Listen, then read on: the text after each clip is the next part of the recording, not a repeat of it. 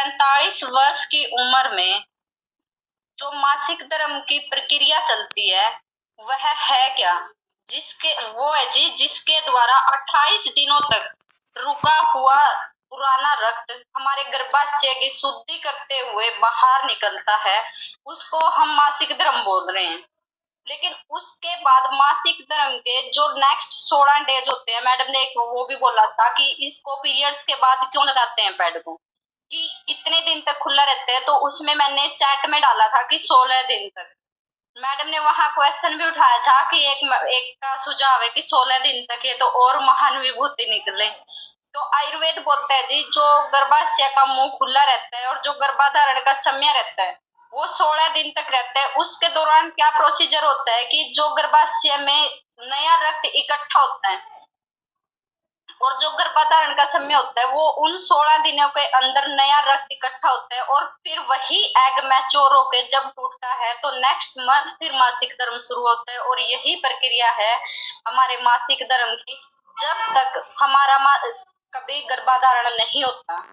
तो अब एक क्वेश्चन उठता है जी यहाँ पे कि गर्भाधारण के बाद आखिर पीरियड रुकते क्यों है? तो कोई बता सकता है जी कि गर्भाधारण के बाद जो पीरियड रुका है उसका रीजन क्या है रुकने का? वो ब्लड आखिर जाता कहाँ है?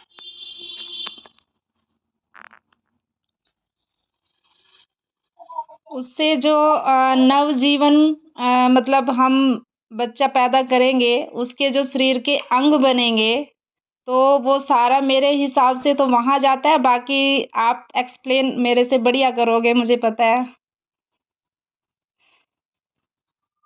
नहीं जी, आप तो मेरे से भी पहले जुड़े हुए हो आयुर्वेद में। यही है जी जो मासिक धर्म हमारा रुकता है ना, उससे शिशु के अंग बनते हैं। जो अंग बनते हैं वो उसी ब्लड से बनते हैं जो हमारा ब्लड हर मंथ ब्लीडिंग होती है ना, जो मासिक धर्म आता है जब वो रुकेगा उसी रक्त से हमारे शिशु के अंग बनेंगे। अगर यह आर्तव इतना ही जरूरी है ना कि एक भविष्य का निर्माण ही इस आर्तव से होता है, इस मासिक धर्म की इस रक्त से होता है, तो इसकी रक्षा क्यों नहीं की जाती? इसकी रक्षा तो कोई नहीं करता ना। अगर हम मान लो कि हमारी बच्ची को तब पीरियड शुरू होते हैं, जो वो छुपा छुपाई का गेम चलता है ना कि आज पीरियड आ गए, आज स्कूल की छुट्टी मार देते हैं, किसी को ना बताएं कि हमारी बच्ची को शुरू हो गए हैं।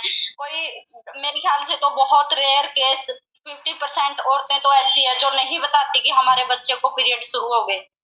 और न किसी भी बच्चे को जानकारी होती कि ये पीरियड्स आखिर क्यों आते हैं और क्यों इनका रीजन क्या है। अगर तभी से लेके और शादी तक बच्चों को उस आत्रव की रक्षा करना सिखा देना हम कि कैसे इस आत्रव की रक्षा होगी, तो वो बच्चे बहुत ही अच्छी एक महान आत्मा को पैदा कर सकते हैं जी।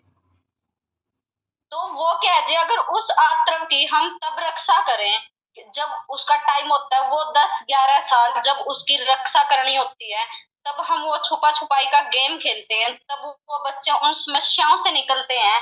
तो वो समस्याएं क्या होती है? आज तक जो समस्या महिलाओं को आती है पीरियड्स टाइम में, वो क्या है कि पीरियड्स टाइम डिले हो गया या जल्दी आ गया या फिर बहुत ज्यादा ब्लीडिंग हो गई या फिर की समस्याएं क्या है कि कमर दर्द, पेट दर्द। तो ये समस्याएं क्या कर रही है? ये सिर्फ दिखने की समस्या नहीं है, ये समस्याएं जो 10, 11, 12 साल है ना, जो हमारे शादी तक का वक्त है पीरियड्स टाइम से लेके, वो करेंगे हमारे यूट्रस में वात पित्त कफ की गड़बड़ी। अगर उस टाइम पे वो गर्भाशय हमारा वात पित्त कफ का घर बन गया ना जी, तो कोई भी प्रेगनेंसी नहीं हो सकती है वहां पे। क्यों नहीं हो सकती? क्योंकि अगर वहां पे वात बढ़ा तो ड्राइनेस पैदा हो जाएगी, वहां पे एग मैच्योर नहीं हो पाएगा। अगर वहां पे पित्त बढ़ा तो वो एग जल्दी टूटेगा गर्मी के कारण। अगर वहां पे कफ बढ़ा तो वहां स्थूलता आ जाएगी, स्पर्म उस तक नहीं पहुंच पाएंगे। तो ये प्रोसीजर है जी। वो गर्भाशय तो हमने पिछले 11 सालों में बना दिया ना उसका घर, तो वात पित्त कफ का। और ताने कब सुने जाते हैं? जब प्रेगनेंसी नहीं होती। भाई वो तो बेचारी को समझ नहीं थी ना, क्योंकि उसको समझ किसने नहीं दी? हमने नहीं दी ना। अगर उसको तब हमने संभाला होता, तब हमने समझाया होता, तो वो चीजें वहां तक नहीं पहुंच पाते। और शादी के बाद क्या होते हैं कि एक एक दिन की अब प्रेगनेंसी हो जाए, अब प्रेगनेंसी हो जाए, लेकिन इसका प्रोसीजर तो बहुत पहले तैयार हो चुका था ना, तब हमारे पीरियड आ चुके थे, हमें तो तभी वरदान मिल चुका था इस चीज का। तो वो क्या है जी, इन समस्याओं का समाधान तो हम ले ही आए हैं कि इन समस्याओं का क्या समाधान है। इन जो इतनी सारी समस्याएं थी उनसे मुक्ति तो हमने एक पैड से ही पाली।